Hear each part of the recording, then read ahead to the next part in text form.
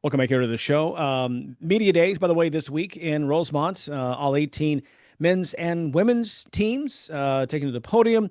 And we already did this locally last week. We had some sound and talked about it quite a bit. But guys, one thing coming out, the preseason all Big Ten teams, no Illini on those teams. Does it bother you at all? Not really. I think that they have two of the best or one of the two of the best 10 players. Yes, but I understand why they aren't on there. I think they also split the votes. Guys like Ivasic and Boswell and Stojakovic, some people pick different guys. And so I think that's what happens. They don't have a true guy like Purdue is pretty obvious. It's going to be Braden Smith. It's going to be Trey Kaufman-Renn. That is, and I'll tell you right now, Fletcher Lawyer's a good player too. And so, but they're going to be the two guys. So they're not going to get the same if you just have one star. Like if Illinois had a Terrence Shannon returning, he would be on first team All Big Ten. It's not a slight. It just means they have a lot of depth too. And I don't know who the best guy is yet. I mean, we'll see, but I can't tell you who's going to be the best player on this team. Yeah, and I think a lot of it also comes to getting having a returning reputation. And really, Tomislav, you could debate, and then you go to the split. But I think returning with some street cred is something. And then Stojakovic, nobody watches a Cal game that's on at 11 o'clock at night. So, even Cal fans don't do that. So I just think that he probably did well on the court, but as you all know, it's hard to actually, especially people covering sports, it's hard to watch other teams as much as you would like to. Yeah, and he's on the West Coast. Our colleague Kedrick Prince was very upset about that Stojakovic didn't get on, and yet Bennett Sturts did at Iowa, the former Drake player. And I explained to him, well, Drake had a big run in March. He's in the Midwest. Big Ten writers have actually seen him play.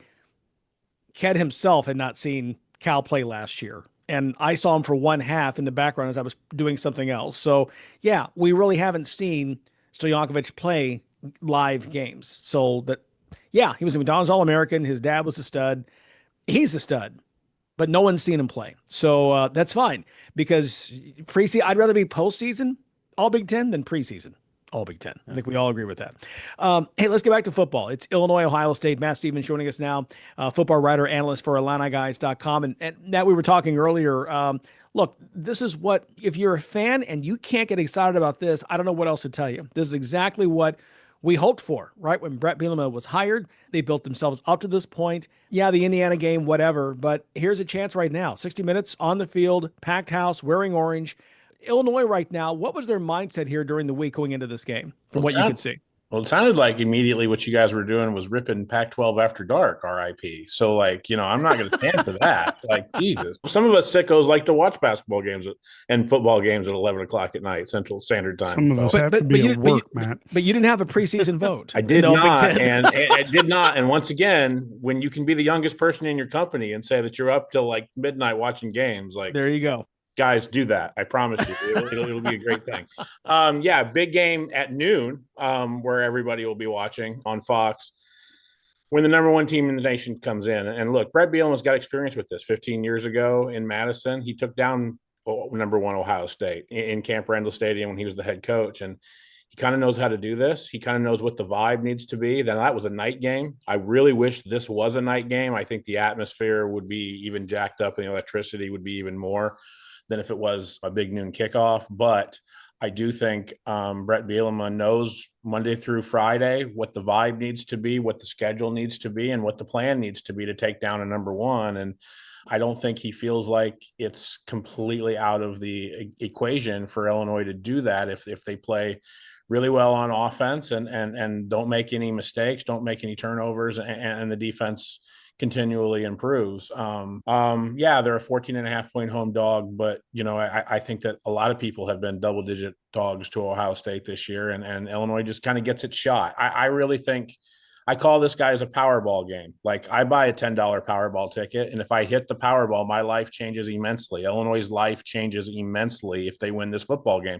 If they don't, I'm out $10 on a Powerball ticket. Illinois' life really doesn't change that much if they're 5-2 on Sunday morning. So this is a Powerball game, and I think everybody in the Smith Center kind of knows that.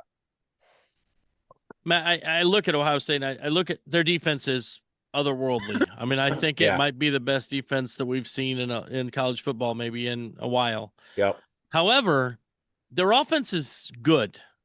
I don't think their offense is like it was a year ago. And you look at what they've done against Texas and Washington, whether, Texas 14 points, Washington 24 points on the road. That's the only road game they've played. Does that kind of give Illinois a little bit of hope, thinking, well, they're not as good on offense as maybe some of the other teams that they played?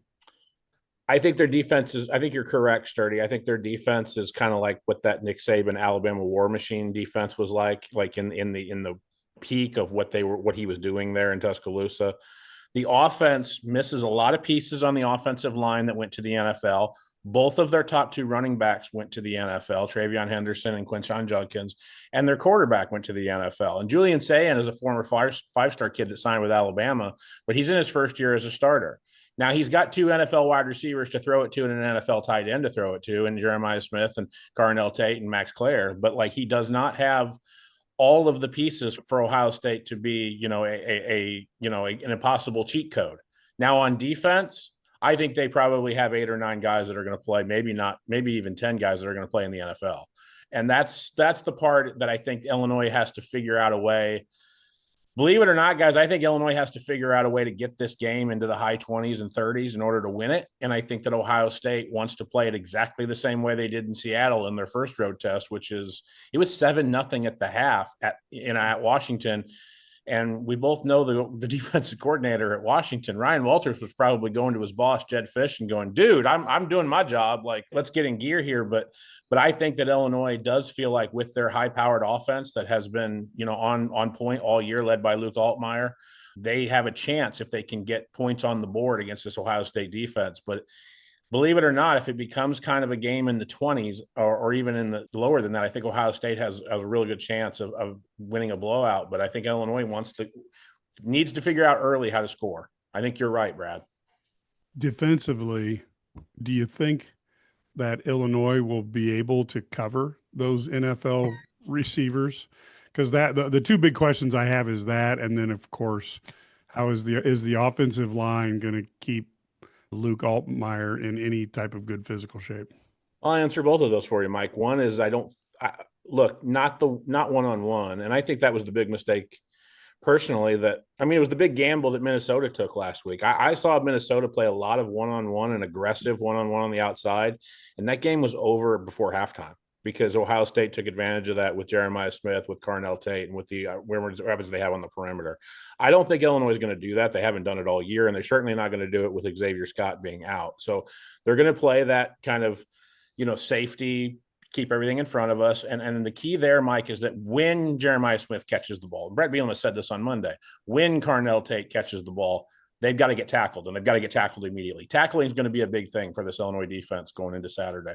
On the offensive side, look, I thought Illinois in pass protection did a really, really good job against Purdue on Saturday. The numbers bear that out. Luke Altmaier doesn't get 390 yards if he doesn't have a pocket and time to throw the football and have time for those wide receivers to get in the routes that they need to get into. They need to be able to run the football better. And I think that if Josh Kreutz can play, they feel like physicality-wise and just technique-wise that they'll be able to do that. But if TJ McMillan needs to go, guys, at center, I thought he handled himself relatively well in his first career start. So, yeah, I do think that I would like to see the offensive line play very similarly that they did 2 weeks ago in Memorial Stadium against Ohio State, or against USC. If they can do that against Ohio State, I think Illinois has a chance. The problem is that USC, as Brett Bielema kind of pointed out, has a lot of athletes up front on their defensive line. They're just kind of light in the butt, and Brett knew that. Ohio State has a lot of athletes, and they're not light in the butt. So it's going to be a real challenge. But I don't think that it's impossible for Illinois to get a push, get Caden Fagan, and get Khalil Valentine going. And if that can happen, they can maybe score some points against Ohio State and maybe build some confidence. Talking with Matt Stevens here, IlliniGuys football writer and analyst, getting ready for the Ohio State game kickoff 11 a.m. Right here at Geese Memorial Stadium. You mentioned Altmaier, and we're talking earlier about just the kind of game that he has had. And boy, career high 390 yards. You mentioned that Brett Bielema said afterwards, he's become so good at this that he throws for a career high and nobody even pays attention to it. On only 22 passes, he was 19 of 22. Now, I know he's going to face a totally different secondary and defense at Ohio State than he did at Purdue. But boy, there were some wide open gaps where he found Hank Beatty and Colin Dixon and really moved the ball. You said something really interesting on your IlliniGuys.com film review. I believe it's one of the stories you wrote. you talked about this. Illinois defense actually only gave up 3 plays more than 15 yards against Purdue. Was that accurate? 4. And 4. yeah, it's absolutely right. Guys, they gave up 13 in Bloomington when they lost 63-10 to Indiana. They gave up 4 to Purdue. Now, 2 of those went for touchdowns. So what Brett Bielema was talking about is, yeah, if we give up yards, that's fine. But they got to get tackled, and they got to get tackled immediately. But these missed tackles and then these yards after the catch or these yards after initial contact are what's killing Illinois.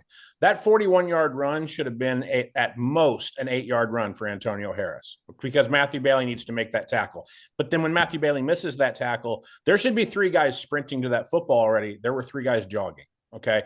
It was a complete defensive bust in the coverage that allowed, Corey Smith to have that 61-yard touchdown for Purdue down the sideline. The problem with that is that if you've got you got 2 veteran safeties that were completely on the wrong page. Miles Scott really thought that Matthew Bailey was behind him the whole time when he replaced the corner blitz. Matthew Bailey wasn't there. And I don't know where Matthew Bailey was, but Miles Scott was screaming at him when the ball was in the air. Dude, like, what are you doing? Like, I thought you had me. So they've got to get that figured out. And the big plays are killing Illinois, because I think, Larry, if they get a stop right before that half and that 61-yard touchdown doesn't happen, that game is probably over, because Illinois had the ball in the second half. They were going to go down and score. That game's over. So I do think, but like statistically, Larry, we talked about this before, is that they're not that far away from where they were last year in the regular season defensively in 2024. I mean, if you want to take total defense, it's about a 15-yard difference. That's nothing. And they won 9 regular season games doing that. And they have 6 more games to improve. I also want to point out that of the top 25 offenses in the football bowl subdivision, Illinois has faced 3 of them, like USC, Indiana, and Duke. And Illinois' defensive performance against Duke and USC has been the best defensive performance against those 2 offenses of the year. So this whole keep it in front of you stuff and force turnovers has worked. It just didn't work against Indiana because the offense also had 7 3-and-outs. They did force 3 3-and-outs against Purdue as well. So I do see a scenario in which Illinois can keep this game a very, very competitive 4-quarter game in Memorial Stadium with its defense. It's just a matter of, if Ohio State gets big plays, that's going to be the momentum killer that you just don't need. Yeah, this is it's one of those games. I mean, how big is it going to come down to? Illinois can't afford those mistakes, right? They can't afford to make mistakes, but they want to force Ohio State to make mistakes. Who's going to be the guy that's going to have to make a big play for Illinois in this one? Look, the last 2 games, Dylan Rosiak has forced a turnover, and he was the one that returned from injury after he missed the Western Michigan game.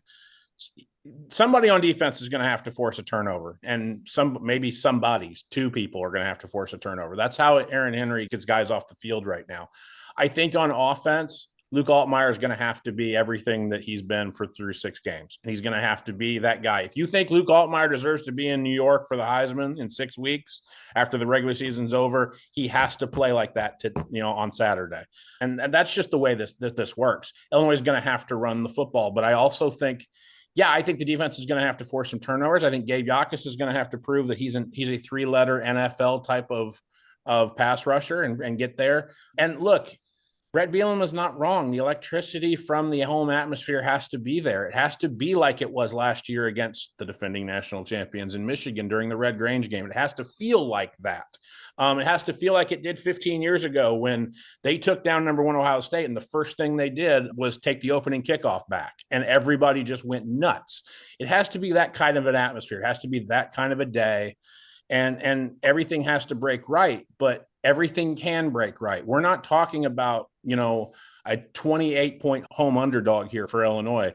They need to win the turnover battle significantly, and they need Luke Altmaier to play at his best. And if those things happen, I think it can be a 4-quarter competitive game. But how far we have come. Game 1 of Brett Bielema, 25,000 in the stands, thousands more just stayed outside on their tailgates, didn't even bother to come in. It's a different world now, baby. Get in your seats before kickoff and yell for the full 60 minutes. He even said in his Monday presser, we need you the whole time. Like, don't show up and then, leave on us, run out of gas. Get your sleep the night before and get there. Matt, we're out of time. Appreciate you as always, and we'll look for your stuff on IlliniGuys.com after the game.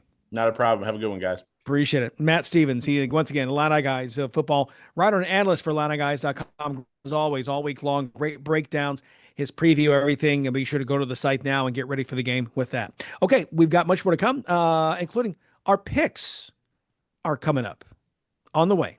That's next.